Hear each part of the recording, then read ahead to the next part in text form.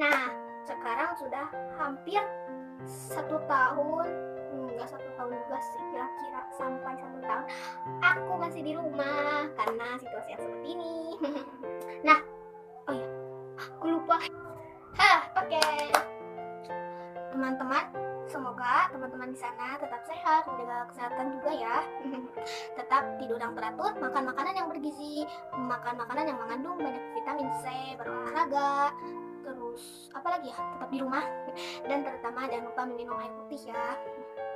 Nah, pembahasan kali ini, apakah teman-teman ada yang tahu sekarang kita bahas apa? Oke, teman-teman, aku mau nanya nih, teman-teman pernah gak kepikiran atau tiba-tiba langsung ada di pikiran gitu, bagaimana peredaran darah manusia? Ada yang pernah gak kepikiran seperti itu? Kalau saya sendiri pernah, tapi salahnya gak langsung nanya ke orang tua, ke guru, atau ke orang yang lebih tahu gitu, atau searching di internet, enggak. Oke, daripada basa-basinya lebih panjang, kita langsung saja ke pelajari lebih lanjut. Oke, karena kita belajar lebih lanjut, jadi saya mau kacamata lebih kayak gimana gitu. Oke. Sistem peredaran darah manusia itu sangat penting bagi kelangsungan hidup manusia. Nah, karena ada sistem peredaran darah manusia, maka oksigen dan sari-sari makanan itu dapat diserap oleh tubuh. Maka kita harus memahaminya. Nah, sebaiknya kita harus mengetahui terlebih dahulu sistem organ peredaran manusia. Oke. Oh, maaf apabila ada kesalahannya. Yang pertama ada jantung. Yang kedua ada pembuluh darah. Yang ketiga ada darah. Yang pertama jantung. Jantung terletak di dalam dada sebelah kiri. Sini ya, di dalam. Nah, ukuran jantung itu seperti kepalan tangan masing-masing. Nah, jantung juga berfungsi sebagai untuk memompa darah. Bentuk jantung seperti ada pada gambar. Nah, jika kita lihat lebih dalam lagi, mungkin kira-kira gambarnya seperti ini. Jantung terdiri atas 4 ruang. Yang pertama ada serambi kanan, serambi kiri, bilik kanan, dan bilik kiri. Jantung juga memiliki yang biasa disebut katup atau sekat yang berfungsi sebagai agar darah dalam ruang tidak tercampur. Nah, teman-teman, agak terbeli. Nah, kita lanjut ke sistem cara kerjanya jantung. Perlu diingat kembali, fungsi jantung itu sebagai memompa darah. Nah, yang pertama, kita masuk ke jantung mengalami proses relaksasi atau diastol. Seperti ini tulisannya. Di mana otot jantung mengendor sehingga jantung seperti mengembang dan letak darah masih ada di serambi. Pada gambar. Yang kedua, jantung juga mengalami proses kontraksi atau sistol. Penulisannya seperti ini. Di mana otot jantung menguncup sehingga jantung dan letak darah masih ada di bilik. Pada gambar berikut.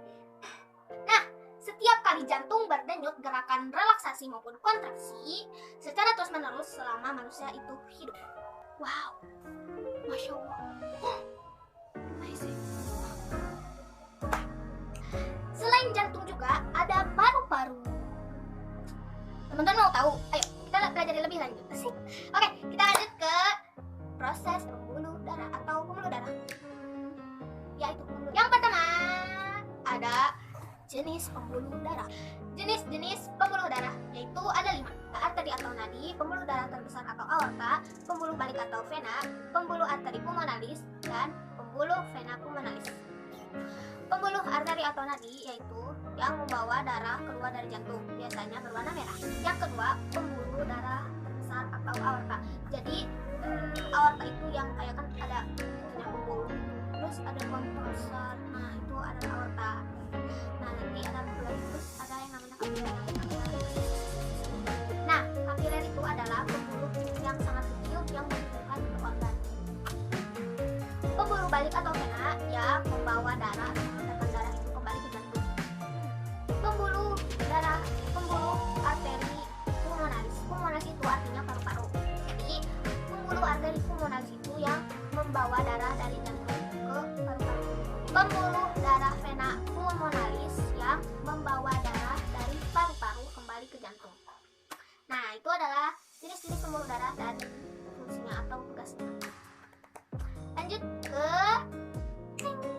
saat relaksasi atau diastol, bentuk jantung mengembang dan darah masih ada di serambi kanan dan serambi kiri. Nah, pada katup terbuka, lalu darah masuk ke bili. Saat berkontraksi atau sistol, bentuk jantung mengucur dan darah dipompa, lalu keluar dari jantung yang akan masuk ke pembuluh darah, ke paru-paru, lalu ke organ tubuh, lalu kembali lagi ke jantung. Proses tersebut secara terus-menerus selama jantung masih berdiri. Proses peredaran darah. Darah yang ada di serambi yang ada di serambi kiri menuju ke bilik kiri, lalu dari bilik kiri menuju ke pembuluh darah. Di pembuluh darah berkumpul sementara di aorta, lalu pergi menuju ke pembuluh darah nadi atau arteri untuk disalurkan ke seluruh tubuh. Dan dari seluruh tubuh lalu masuk ke pembuluh balik atau vena menuju serambi kanan, lalu selanjutnya ke bilik kanan dan selanjutnya lagi ke arteri pulmonalis. Di paru-paru mengalami proses pernapasan, lalu menuju ke vena pulmonalis atau proses tersebut terjadi setiap kali jantung berdiri. Warna darah nanti saya akan fotokan. Saat darah ada di paru-paru, darah masih berwarna biru dan banyak mengandung karbon dioksida atau CO2. Saat kita bernapas melalui hidung, kita menghirup oksigen. Oleh karena itu, oksigen diikat oleh darah dan darah kembali menjadi warna merah karena banyak mengandung oksigen. Dan pada saat itulah CO2 atau karbon dioksida dikeluarkan melalui hidung. Di saat yang bersamaan, saat darah disalurkan ke seluruh organ tubuh kecuali ke paru-paru, darah masih berwarna merah. Karena adanya oksigen. Tetapi ketika makanan sudah bercampur dengan oksigen, banyak mengandung karbon dioksida atau CO2 sehingga darah berubah menjadi warna biru. Oke teman-teman, cukup sekian yang dapat saya sampaikan. Mohon maaf apabila ada kesalahan, baik itu kesalahan kata-kata maupun apapun itu, mohon dimaafkan. Sekali lagi, terima kasih telah menonton video ini, semoga bisa bermanfaat dan jangan lupa like, comment, share, dan subscribe dan aktifkan lonceng di bawah ini.